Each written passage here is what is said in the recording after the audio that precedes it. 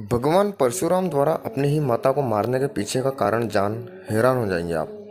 जी दोस्तों, क्या आपको ज्ञात है कि नारायण के छठे अवतार परशुराम ने खुद की ही माता का सिर उनके धड़ से अलग कर दिया था। मगर भगवान परशुराम ने ऐसा क्यों किया? क्या क्रोधी स्वभाव के परशुराम को अपनी माता पर गुस्सा आया था? और अगर आया था तो वो क्या बात थी जिससे भगवान परशुराम को अपनी माता पर इतना गुस्सा आया कि उन्होंने अपनी माता का सिर उनके धड़ से अलग कर दिया, या फिर अपनी माता का वध करने के पीछे कोई और वजह थी? तो चलिए आपको इस बारे में पूरी जानकारी देते हैं। ऋषि जमदग्नि और माता रेणुका के सबसे छोटे पुत्र थे परशुराम। दरअसल भगवान परशुराम महान ऋषि जमदग्नि और माता रेणुका के चौथे पुत्र थे। एक दिन माता रेणुका आश्रम के पास में एक नदी में नहाने गई। जिस वक्त माता रेणुका नदी में नहाने गई उस वक्त राजा चित्ररथ भी वहां कुछ अप्सराओं के साथ स्नान कर रहे थे। यह दृश्य देखने के बाद माता रेणुका राजा चित्ररथ की ओर आकर्षित हो उठी और एक टक राजा चित्ररथ को देखने लगी। ऋषि जमदग्नि को पूरी घटना का ज्ञात कैसे हुआ?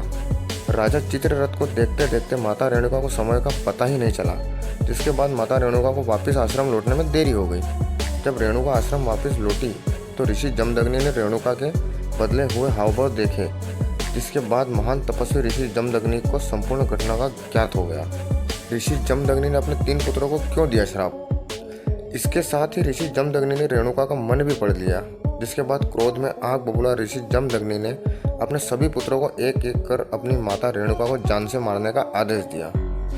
माता के मोह में पड़े 3 पुत्रों ने अपनी माता का सिर धड़ से अलग करने से मना कर दिया।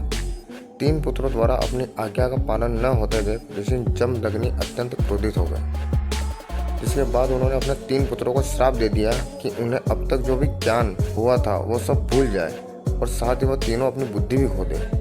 परशुराम ने अपनी माता का सिर किया धड़ से अलग।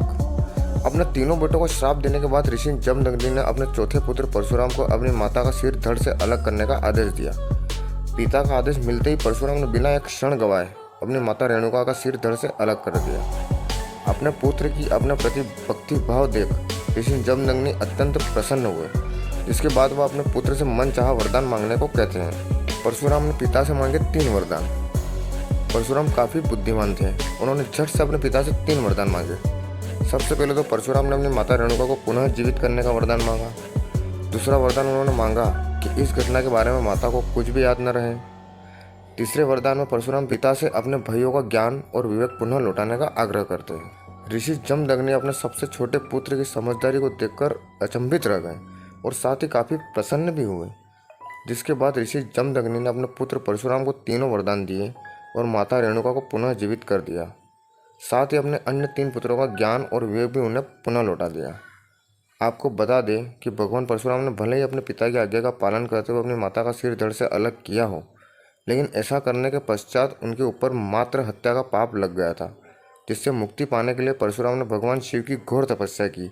तब जाकर भगवान परशुराम को मात्र हत्या के पाप से छुटकारा मिला। दोस्तों, ये बात आपको पता थी या नहीं?